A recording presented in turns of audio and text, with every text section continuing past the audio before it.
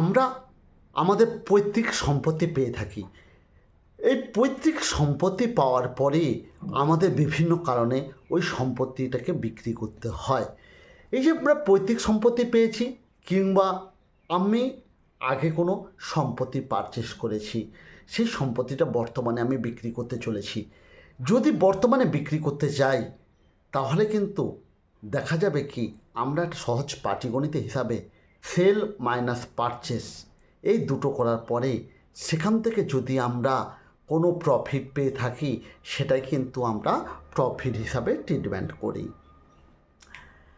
আজকের আমি ভিডিওতে আলোচনা করব, আপনি আপনার পৈতৃক সম্পত্তি পাওয়ার পরে সেই পৈতৃক সম্পত্তি বিক্রি করেছেন, বিক্রি করে যে পরিমাণ টাকা আপনার প্রফিট হয়েছে, সেই পরিমাণ টাকার উপরে আপনার কিন্তু 20% ট্যাক্স চলে যাবে। আপনি এই 20% ট্যাক্স না দিয়ে কিভাবে এই 20% ট্যাক্সটাকে বাঁচাবেন, এটা আজকের আমি আলোচনা করব।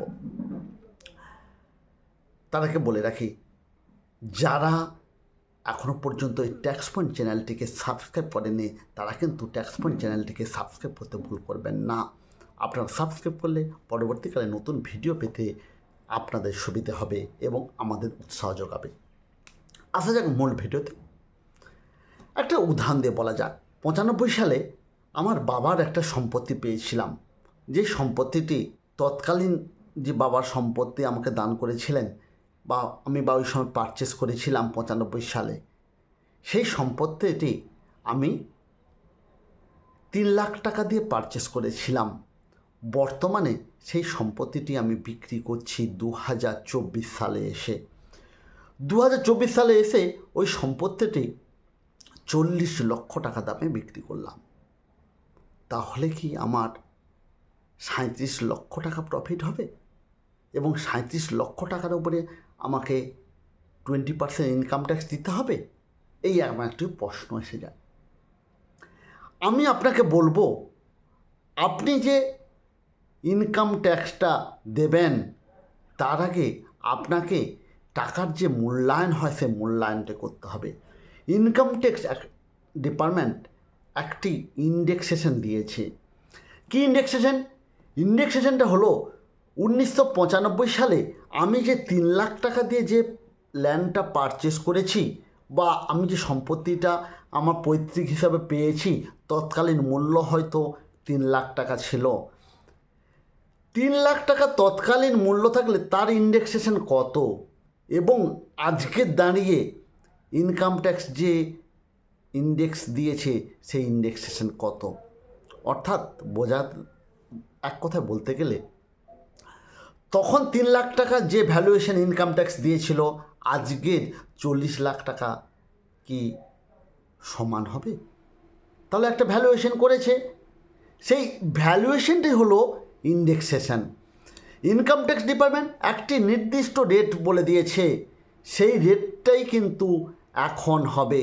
অর্থাৎ তৎকালীন কত টাকা ছিল, সেটা আজকের দাঁড়ালে সেই টাকাটা কত টাকা হবে, সেটা কিন্তু ইনকাম ট্যাক্স একটা ধরে দিয়েছে। এবার দেখা গেল আপনি 40 লাখ টাকা বিক্রি করলেন, তৎকালীন ইন্ডেক্সেশন যা ছিল, তৎকালীনের সময় আজকে যদি ইন্ডেক্সেশন করি, হয়তো দেখা গেছে না 15 লাখ টাকা ভ্যালুয়েশন দাঁড়িয়েছে ইন্ডেক্সেশন করতে। তাহলে 40 লাখ টাকা বর্তমানে বিক্রি করেছিলাম। 40 লাখ টাকা যে বিক্রি করেছি, এবং সেখান থেকে আমি বর্তমান ইন্ডেক্সেশন বা কস্ট অফ অ্যাকুইজিশন আমি বাদ দিলে হয়ে দাঁড়াচ্ছে 15 লক্ষ টাকা বাদ দিলে দাঁড়াচ্ছে 25 লক্ষ টাকা। তাহলে এখানে কিন্তু শেষ নয়। আপনি 25 লক্ষ টাকার যে সেলটা প্রফিটটা রয়েছে, এখানের মধ্যে আপনার যদি কোনো ব্রোকারেজ থাকে, তাহলে সেই ব্রোকারেজটাকে কিন্তু বাদ দিতে হবে। অর্থাৎ আপনি ওই ল্যান্ডটাকে সেল করার সময় আপনি একটা ব্রোকারেজ দিয়েছেন, ব্রোকারেজ হয়তো আপনি 5 লাখ টাকা দিয়েছেন, তাহলে 5 লাখ টাকা আপনাকে বাদ দিতে হবে। তবে অতি অবশ্যই আপনি যে ব্রোকারেজটা দেবেন, ব্রোকারেজটাকে কিন্তু ক্যাশে যদি আপনি দিয়ে থাকেন, তাহলে কোনো ছাড় পাবেন না। অতি অবশ্যই আপনাকে দিতে হবে অ্যাকাউন্ট ট্রানজ্যাকশন অর্থাৎ ব্যাংকে ট্রান্সফার করতে হবে। তাহলে 5 লাখ টাকা বাদ দিলে বাকি থাকছে 20 লক্ষ টাকা। এরপরে আপনি রেজিস্ট্রেশনটা করতে গিয়ে যে স্ট্যাম্প ডিউটি রয়েছিল সেগুলো বাদ যাবে, তারপরে কিন্তু আপনাকে ট্যাক্স দিতে হবে। আমি ধরে নিলাম আমি সমস্ত কিছু বাদ দিয়ে আমার 20 লাখ টাকা এসেছে, ধরে নিলাম আমাকে 20 লাখ টাকা, 20 লাখ টাকার উপর 20% অর্থাৎ 4 লাখ টাকা ট্যাক্স দিয়ে দিতে হবে। এটা কিন্তু শুধু 4 লাখ টাকা নয়, 4 লাখ টাকার উপর থেকে আবার কিন্তু 4% এডুকেশন শেষ রয়েছে, সেই শেষের টাকাও জমা করতে হবে। তাহলে আপনাকে এই পরিমাণ টাকা কিন্তু ট্যাক্স পেমেন্ট করতে হবে। আপনার 4 লাখ টাকার প্লাস ট্যাক্স যে দিতে হবে, এখন আমার প্রশ্ন, এই টাকাটাকে কিভাবে আপনি ট্যাক্স না দিয়ে কিভাবে আপনি ছাড় পেতে পারেন? এটাই কিন্তু আমার এখন মূল প্রশ্ন। আপনি ছাড় পাবেন আপনি যদি 54EC বন্ড পারচেস করেন, তাহলে কিন্তু আপনি ছাড় পেতে পারেন। বর্তমানে সরকার 4টে এইরকম বন্ড মার্কেটে এনেছে। একটি বন্ড হলো NHAI বন্ড, দ্বিতীয় নম্বর বন্ড হচ্ছে PFC bond, power finance corporation, IRC bond, Indian railway corporation, REC, rural electrical corporation bond. এই 4টে বন্ড রয়েছে। এই 4টে বন্ডে যদি আপনি ইনভেস্ট করে থাকেন, তাহলে কিন্তু আপনি ছাড় পেতে পারেন। এই ইনভেস্ট করবেন কখন? সময়টা কিন্তু অতি অবশ্যই আপনি যখন ল্যান্ড বিক্রি করছেন বা আপনি যে পৈতৃক সম্পত্তিটা বিক্রি করছেন, তার থেকে 6 মাসের মধ্যে কিন্তু আপনাকে এই 4টে বন্ডের মধ্যে যে কোনো একটা বন্ডে আপনি ইনভেস্ট করতে পারেন। এর বাইরে করলে কিন্তু হবে না। 2 নম্বরে আসা যাক, টাইম। কত টাইমের জন্য করবেন? না, 5 বছরের লকিং পিরিয়ড রয়েছে। 5 বছরের জন্য আপনাকে কিন্তু করতে হবে। এবার এই 5 বছরের জন্য যদি 5 বছরের মধ্যে যদি আপনার ওই অ্যাসেসিটি বা উনি মারা যান, তাহলে এর টাকাটা কে পাবেন? এখানে কিন্তু আপনার কাছে একটা নমিনি রাখার জায়গা রয়েছে। আপনার হাতে রয়েছে, আপনি একটা নমিনি রেখে যাবেন। সেই নমিনি কিন্তু ওই 5 বছর পরে ওই টাকাটি পাবেন। হ্যাঁ, আপনার কিন্তু ইন্টারেস্টটি একটা পাওয়ার জায়গা রয়েছে। ইন্টারেস্টটি আপনি কীভাবে পেতে পারেন? না, 5.25% কিন্তু আপনি ইন্টারেস্ট পাবেন। ম্যাক্সিমাম আপনি 50 লক্ষ টাকা আপনি ইনভেস্ট করতে পারবেন এই রকম বন্ডে। 54EC বন্ডে আপনি ম্যাক্সিমাম 50 লক্ষ টাকা পর্যন্ত ইনভেস্ট করবেন। এই 54EC বন্ড কিনবেন কিভাবে? আপনি এই বন্ডটাকে কিনবেন কিভাবে? না, আপনি বন্ডটাকে কেনার জন্য আপনাকে আপনার ডিম্যাট অ্যাকাউন্টের মাধ্যমে আপনি এই বন্ডটাকে পারচেস করতে পারেন বা কিনতে পারেন। 1 নম্বর। 2 নম্বর, আপনার ডিম্যাট অ্যাকাউন্ট নেই, তাহলে আপনার চিন্তা করার কিছু কারণ নেই।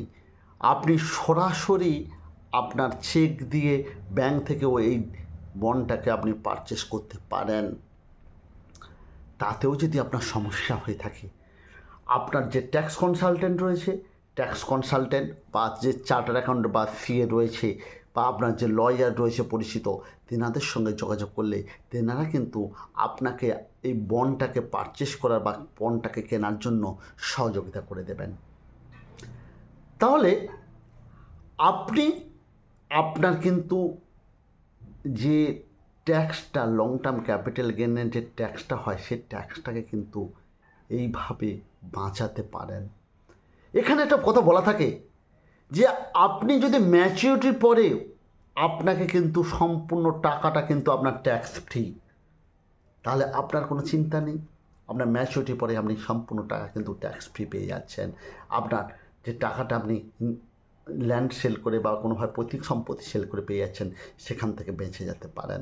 এছাড়াও আরেকটি উপায়ে কিন্তু আপনি বেঁচে যেতে পারেন আপনাকে কোনো ট্যাক্স না পে করে। আপনি যদি আপনার কোনো এক বাড়ি রয়েছে, সেই বাড়ি বা যে ফ্ল্যাট রয়েছে সে ফ্ল্যাটটাকে আপনি রিনোভেশন করতে চাচ্ছেন, অর্থাৎ একতলা আছে দুতলা করতে চাইছেন, দুতলা আছে তিনতলা করতে চাইছেন, কিংবা পারে এক্সটেনশন করতে চাইছেন, যদি রিনোভেশন করে থাকেন তাহলে কিন্তু আপনি ছাড় পেতে পারেন। এখানেও কয়েকটা ক্রাইটেরিয়া বলা রয়েছে। দু ধরনেরভাবে আপনি ছাড় পেতে পারেন। আপনি যদি একটি ওই সম্পত্তিটা বিক্রি করে দিয়ে আরেকটি সম্পত্তি পারচেস করতে পারেন অথবা রিনোভেশন করতে পারেন। যদি আপনি 2 বছরের মধ্যে আপনার ওই সম্পত্তিটা পারচেস করেন তাহলে কিন্তু আপনি একটা ছাড় পেয়ে যাবেন। অর্থাৎ আপনি যেদিন ল্যান্ডটাকে সেল করছেন